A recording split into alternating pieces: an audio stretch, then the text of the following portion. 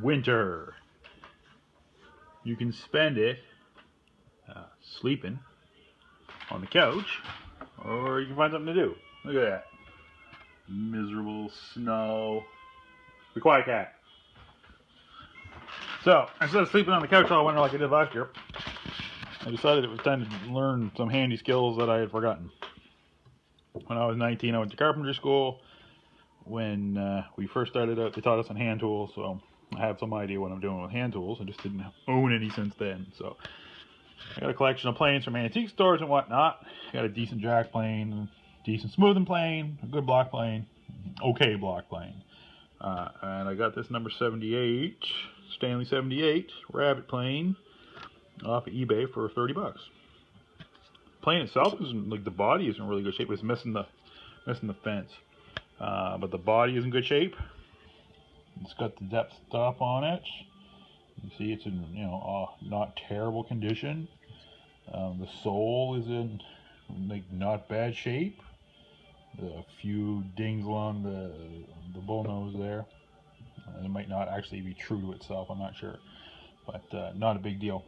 The problem was the iron was crooked as shit. Now, so I got the iron clamped in on my square here now. And it was rounded. You can see it. Maybe. Oh!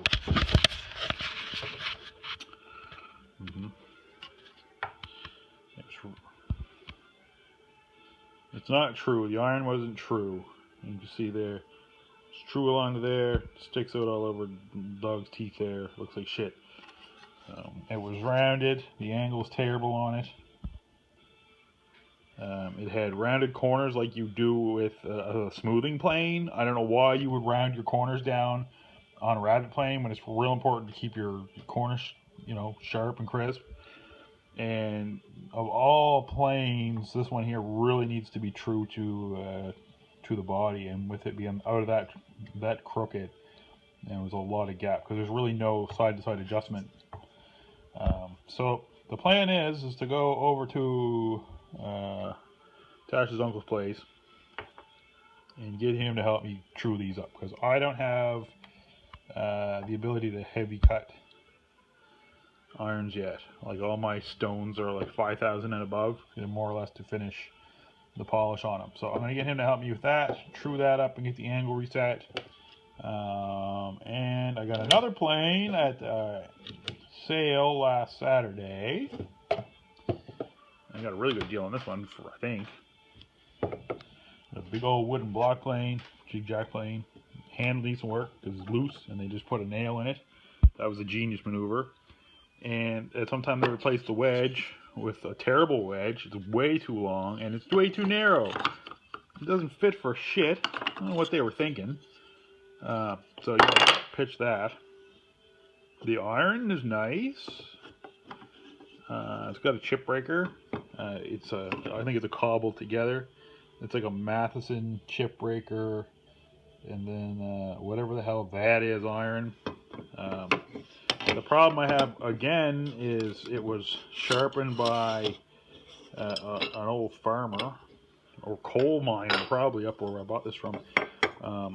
And the iron is terrible. Like, it's truly terrible iron. And you can see where I started to sharpen it, but I run into another issue again, in that this iron is like a really hard high carbon steel on the backside. It's so dull, it didn't even cut me there. And this is soft, so I can get the soft, and you can see that. But when I get down to the carbon edge, my stones don't touch it, and I'm trying to put the file to it, and the file just skates across it. So we're gonna have to do something with that. And that's got terrible rounding problems. The angle's bad, and it just is generally not sharp. So this is kind of more of a make work project. We're gonna have to fix the handle, definitely fix the iron, build a new wedge for it, which isn't going to be hard because your angle's already there once your iron's in. This needs a little bit of truing on the bottom. I worked at it a bit. It's a little bit of scallop in it. But all in all, It's a little ragged there, and it's got I think a slight crack, but nothing too serious. All in all, it's in pretty good shape. You know, the butt's been beat on, but that's what you expect. So, so I'm just packing up my crap now to head on over. Take the planes with me, and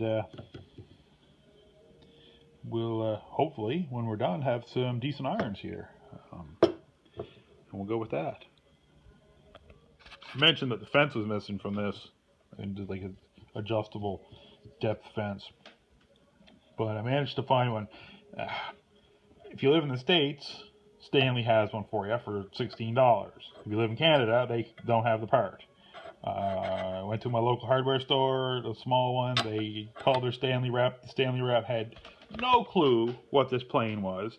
I even had the part numbers off of Stanley's site from the States. Nope, don't have those. No clue what they were. He just kind of pulled a dummy. He saw like FFS, right? So I just went on eBay and did some snooping around.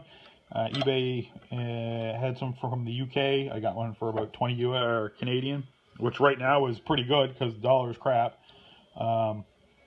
It's still got its knicker. It's just nice. So I've got the fences on the way.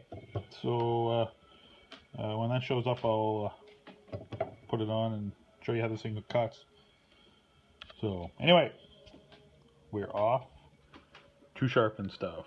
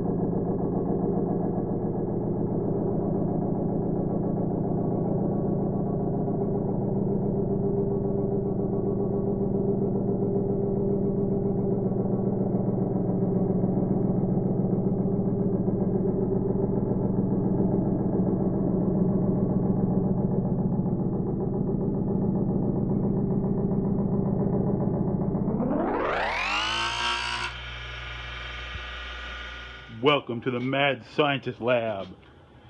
Don't mind the bench, it's a mess right now because I just put a bunch of shit here. Anyway, planes are back, all squared up. I should put some of this shit away. I got the 78's in the clamp, and I've been working on it. It's looking pretty good. It's got one wee flat spot in the middle. I got a buff out of it. And then it's ready for stone. I'm just using some wet dry on it. This one's going to take much more work. Take the wedge out. Take the old wedge out. So I got to be able to regrind it. You saw that in the video. I slow-moed that one. So it's squared up anyway. And it's been hollow ground on the grinder, so it's going to take quite a bit of buffing to get a decent angle back on it. But you see it's cupped, but that's real soft back, so it shouldn't be that bad. And it's got a start of an edge on it, so there'll be some work on that. But I got lots to go anyway before I get to that point. I've got to glue the handle and make a new wedge, so we're just going to set this one aside for now and get back to the 78. The 78 is more important, so I'm going to do some sanding, a little bit of shining on it, get those flat spots out, and then it goes on the 5000, and then 9, and then 13, and then I've got a buffing pad over there too. In the next little bit, we're going to build a real workbench. This is a workbench that was left here when we bought the place.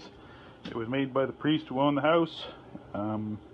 Every joint had a single nail. He had all the teachings of Jesus and absolutely none of the skills. So I had to fix the bench up a bit. It was made with this lovely piece of old countertop without any coat on it. So every time it gets wet, it swells up. It's got more humps and bumps than hill country, and that's terrible. So we get these jigged up. I've got all the tools I need at that point to get to work on a new bench, and then we'll start the bench, and then I'm going to start working on the barn. I've got a barn upstairs, is perfect for this. We'll start working on the barn, so I'll be able to move out there. So yeah, there it is. I'm going to do some shining up, and I'll show you how this thing cuts.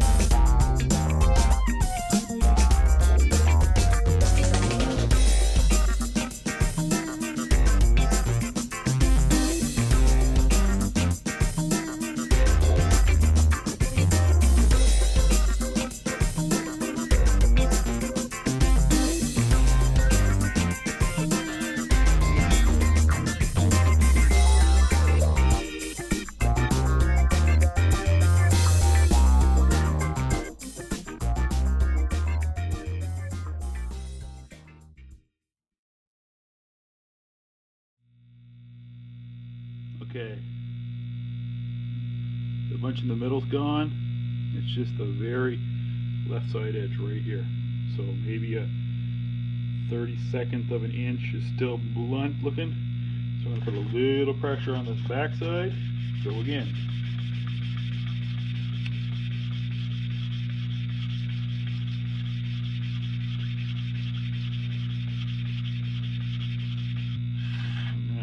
do that. Okay, here's that shitty paper. The board is got crap all over it, so flip my board over. Get my water stone out. Okay, got the stone. Chewed up with my other stone. Put a little slurry on it.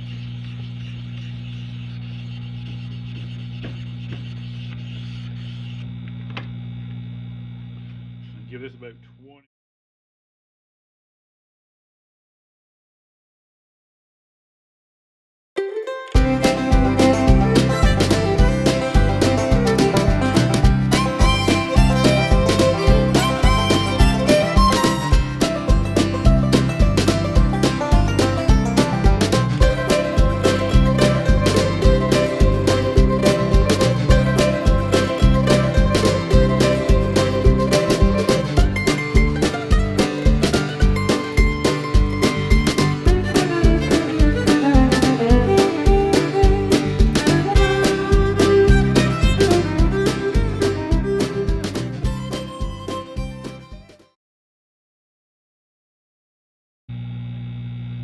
Slide this in just a hair, clamp it back down.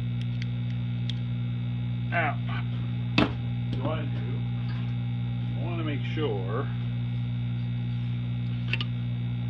that you're square. So I can use this on the edge, and then you can see along the face of the square, the shitty square, but you're running pretty much right along it. It's a little low on the outside there, on the left side. It shouldn't be enough to bother it. So what we'll do is we will put a little more pressure on the right side, try to level that back out. I'm going to switch over to my other stone. This one here is small. I have to be careful with this one. I like to get down at eye level so I can watch my angle and get to see a little back and forth.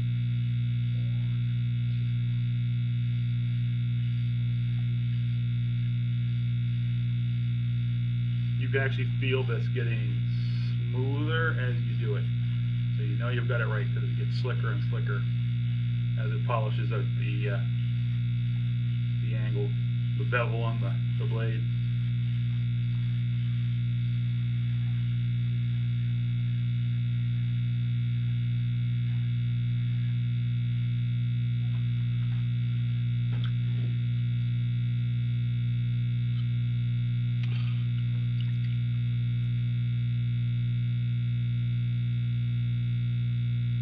A little bit of a burr, so just take one stroke down the stone.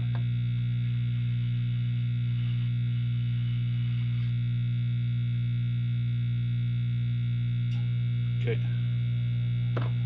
now last step is a leather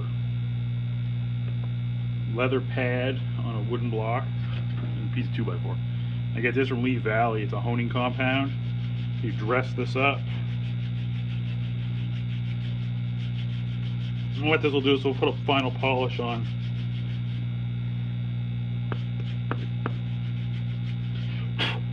Get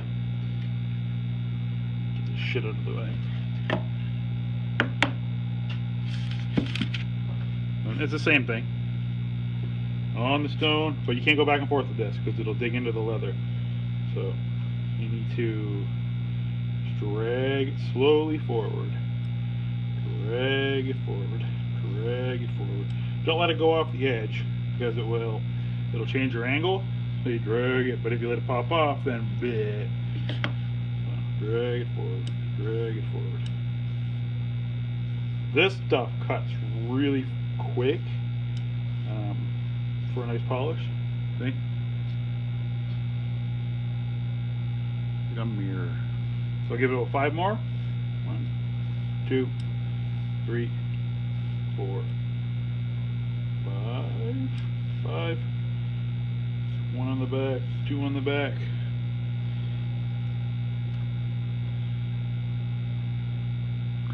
You can see just a slight bit of hazing on the middle of it. Doesn't matter because that's not a cutting edge.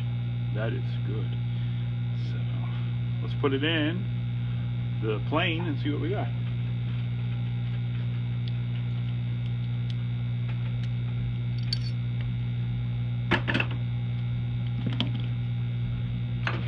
You always put your crap away when you're working on it. Keep a messy desk, messy workbench, messy mind. Okay, so show you how this works. Iron slips in here. Iron's grooved. This has got teeth. So teeth go in the grooves. You want to set it so it's tucked inside the body when it's down, but will extend out at height. So once that's in, take your cap iron. That just slips over the screw, pops down. Tighten it just a touch so it doesn't fall out. Line the iron up with the side of the plane right there. Screw her down. Get this out of the way. So you got a slight bit of adjustment there. Not a whole lot. If your iron doesn't protrude true to the edge when you're cutting a rabbet, it will walk out. You'll leave a little gap and every pass will walk it out of it. So let's extend this iron. Look down the thing. That looks really, well, I can't see it. It doesn't look like shit. Out it comes. That's not terrible. It's not perfect. Okay. Not terrible.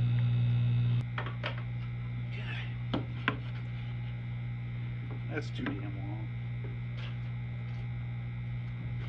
Right saw for the job.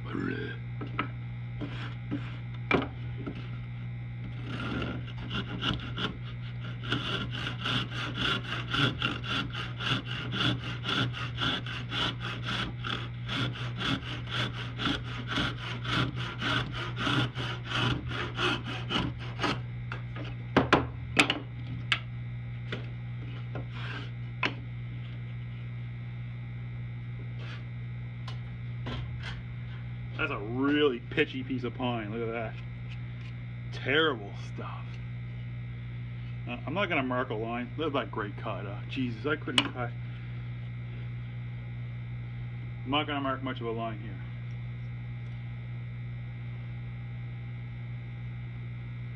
Isn't that great too? Yeah.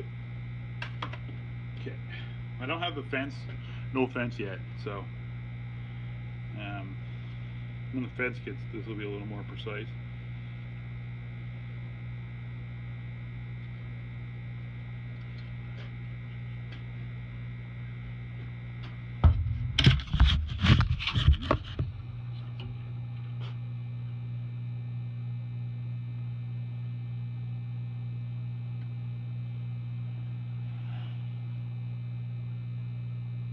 Little more blade. That's cutting nice.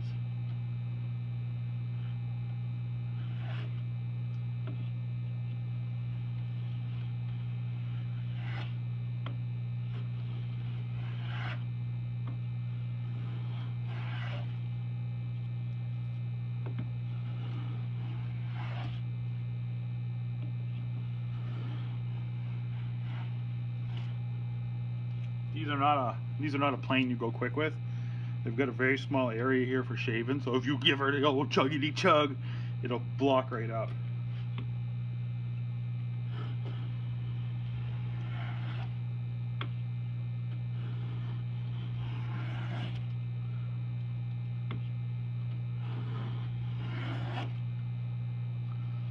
It's cutting pretty good.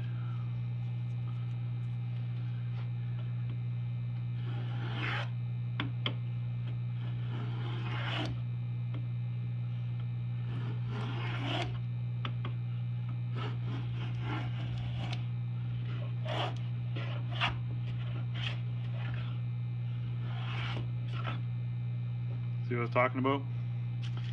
So every couple passes you got to stop, clear out your path.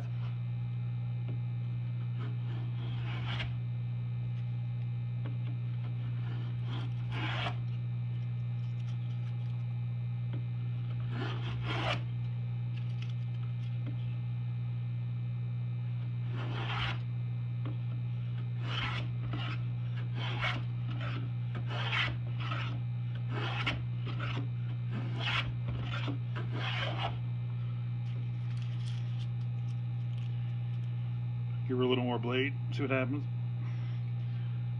It's quite an aggressive cut.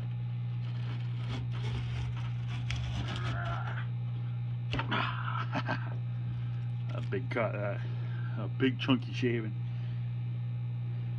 Back her off a bit. It's so sticky. I'm making a mess of this plane.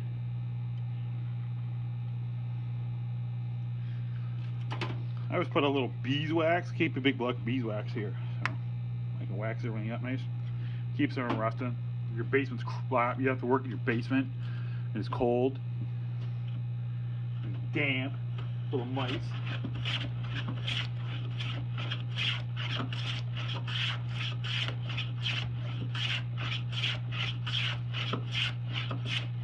Really well.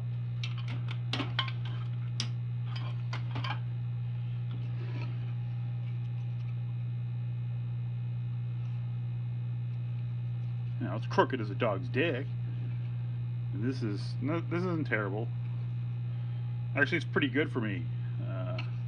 This is like the piss poor carpenter, right?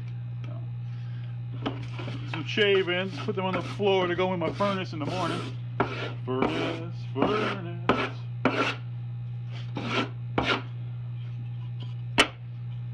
Well, that's the 78. I'm going to leave that one. Look at that fat gut. Holy shit, fat man. Hide that. Well, that's the 78 cutting condition. I'm really pleased with how that came out. Fence is on the way, so when I get the fence, I'll cut another couple pieces of pine for you, and we'll give it a go. So I'll sign off for now.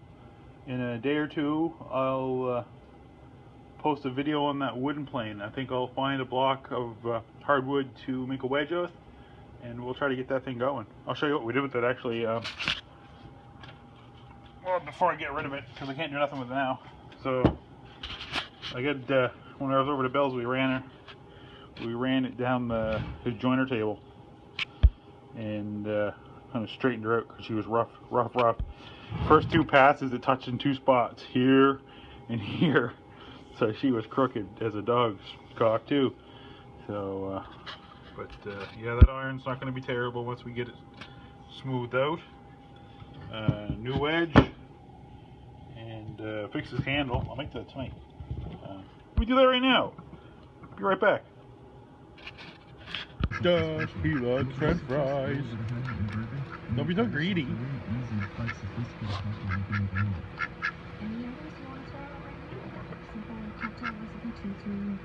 Chicken. You want some chicken?